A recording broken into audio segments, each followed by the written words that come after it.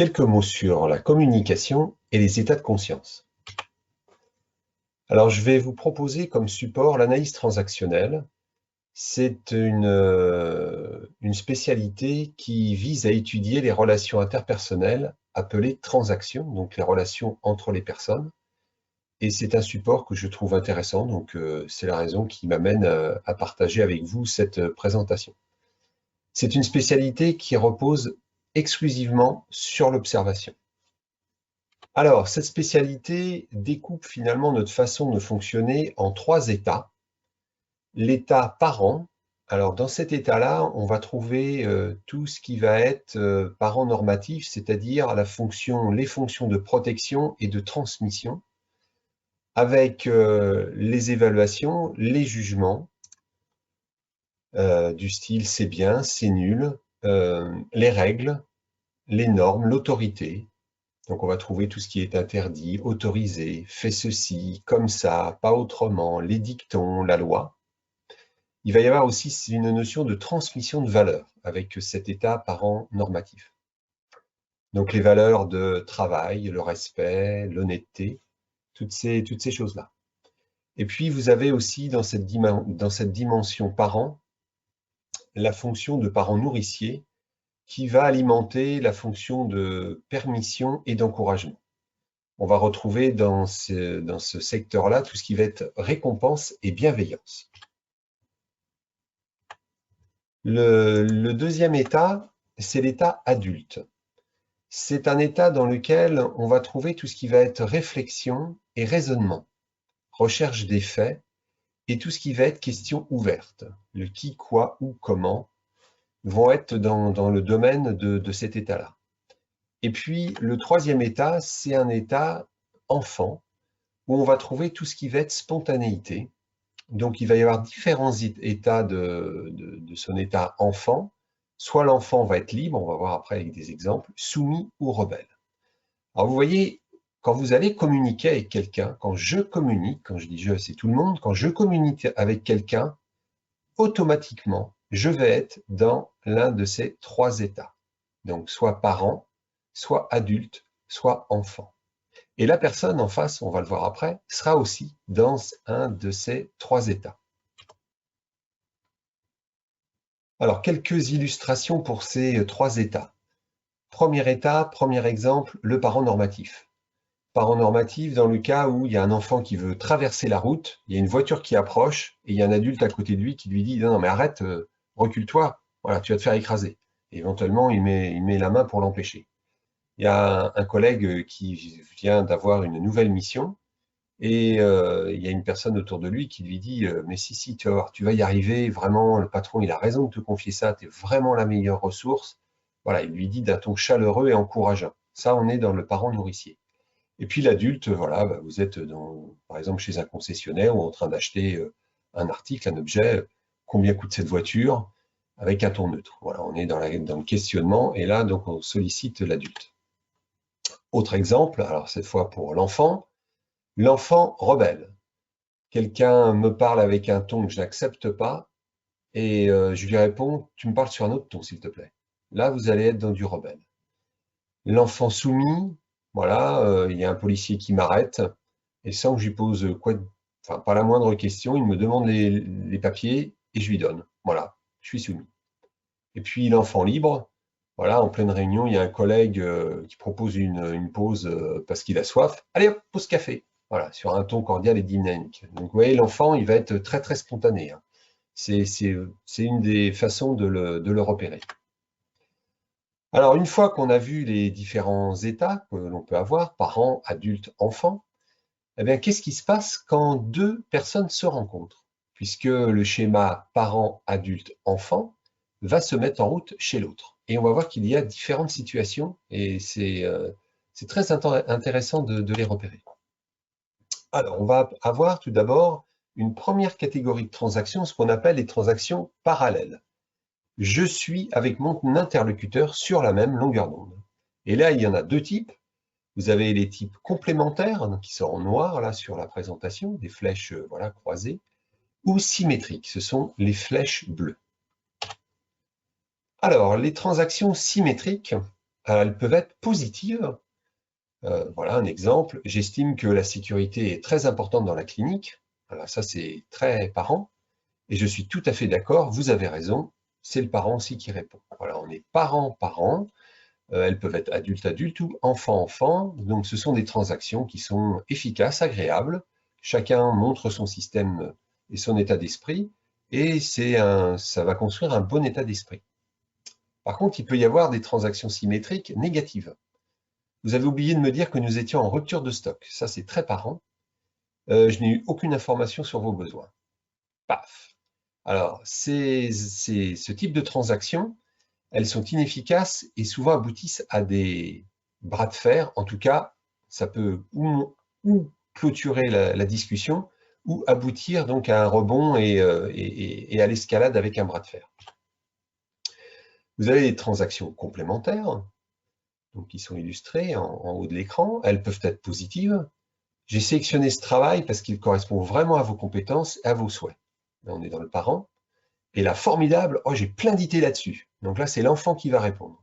Donc quand ça fonctionne comme ça, de façon complémentaire, ben, vous voyez bien, ça va fonctionner, c'est agréable et efficace. Par contre, ça peut être négatif. Ne vous inquiétez pas, je me charge de tout à votre place. Donc là, on est dans du parent nourricier.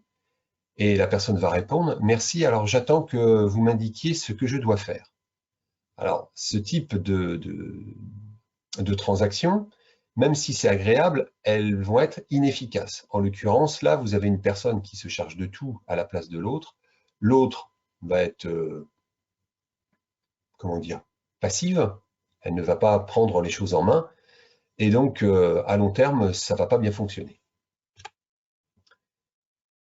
Alors, les transactions parallèles, ce sont évidemment les canaux à privilégier parce qu'ils sont positifs. Alors, je vous en illustre d'autres façons de communiquer. Par exemple, l'interruption, parent-enfant. Arrêtez s'il vous plaît. Ok, ça va. Le directif, parent-adulte. C'est très dangereux et je vous demande d'arrêter. D'accord, je comprends le danger. Ok, j'arrête. L'informatif, adulte-adulte. Quel est votre avis sur ce cas? À mon sens, nous avons plusieurs possibilités. Voilà, là on est adulte-adulte. Le donnant, parent-enfant. Je trouve votre travail très bien fait. Oui, je suis vraiment intéressé pour continuer. Et puis l'émotionnel, enfant-enfant. Oh, c'est chouette l'idée. Vous trouvez? Super, alors on continue. Vous voyez, là, on est vraiment dans des transactions qui vont amener l'échange et qui vont continuer sur la durée. Alors ensuite, vous avez des transactions croisées. Et là, quand je suis en transaction croisée, eh bien, je suis dans une longueur d'onde différente avec mon interlocuteur. Il y en a 4 majeurs. Alors, premier cas, l'adulte sollicite l'adulte. Est-ce que la visite chez Monsieur Y s'est bien passée? Réponse, tu peux me féliciter, ça a super bien marché.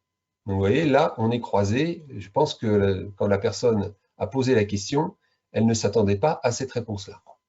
Deuxième cas, l'enfant vers le parent. J'ai besoin d'un renseignement, s'il te plaît. Et la réponse va être, as-tu la possibilité d'attendre demain?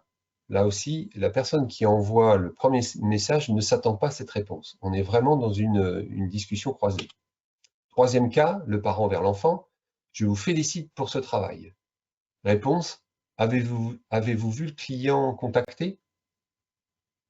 Là aussi, c'est croisé. La personne qui a posé la question ne s'attend probablement pas à cette réponse.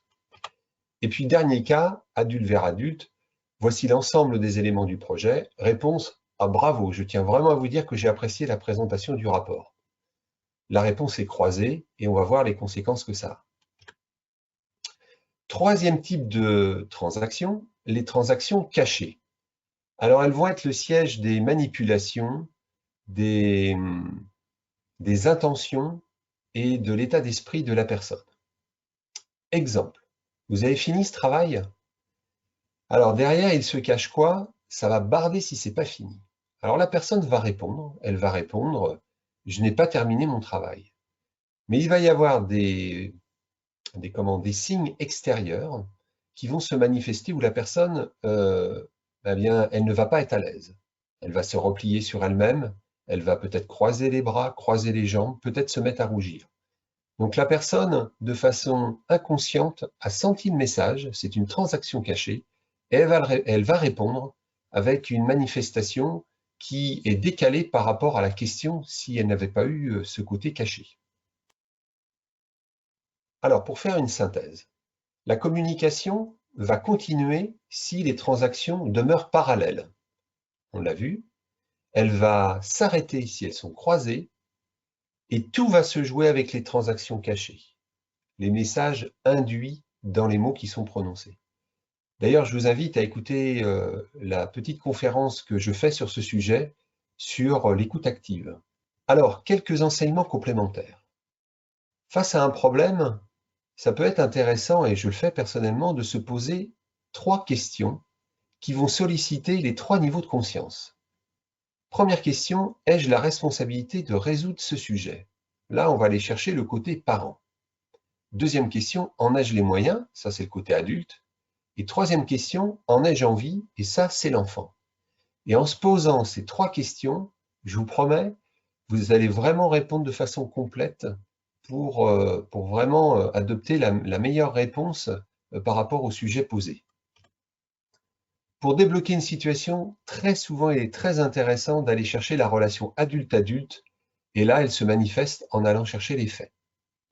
Et puis, autre chose aussi qui est très efficace, bien souvent, c'est pas facile à la fois de donner un compliment ou pour les personnes de recevoir un compliment. Et je vous promets, si vous les formulez de cette façon, j'ai vraiment apprécié quand vous avez fait ceci, quand vous vous êtes comporté comme ça, eh bien vous allez voir que ça va porter et que la personne va recevoir le compliment ou l'information de la meilleure façon possible. Alors pour conclure, eh bien, la communication, c'est comme le chinois, ça s'apprend. Donc il est important d'aller chercher des méthodes. Il y a plein de techniques, hein, et après, c'est à chacun d'aller chercher là où les techniques qui lui correspondent le mieux pour s'offrir le maximum de chances de transmettre son message le plus efficacement possible et de désamorcer les éventuels jeux. Avoir à l'esprit les niveaux de conscience sollicités quand je communique avec quelqu'un d'autre. Et puis, ce qui peut être intéressant au travers d'exercices et de tests qui existent sur Internet, eh bien, c'est de se profiler pour connaître son principal canal de communication. Certaines personnes sont plutôt parents, d'autres personnes sont plutôt adultes et d'autres plutôt enfants. Et c'est assez intéressant puisque le but du jeu, c'est eh bien, de réguler sa communication pour solliciter les 3 niveaux d'état de conscience quand on est en communication avec quelqu'un. Et puis, là encore, c'est de s'entraîner ou bien d'aller se former, puisqu'il existe des formations sur le sujet. Alors, en référence bibliographique, je vous invite à lire, si ça vous intéresse, l'analyse transactionnelle des outils pour mieux communiquer, écrit par Dominique Chalvin. Voilà, écoutez, j'en ai fini pour cette présentation. Merci pour votre attention. Et puis, si vous avez des questions, je suis à votre disposition, bien évidemment. Au revoir.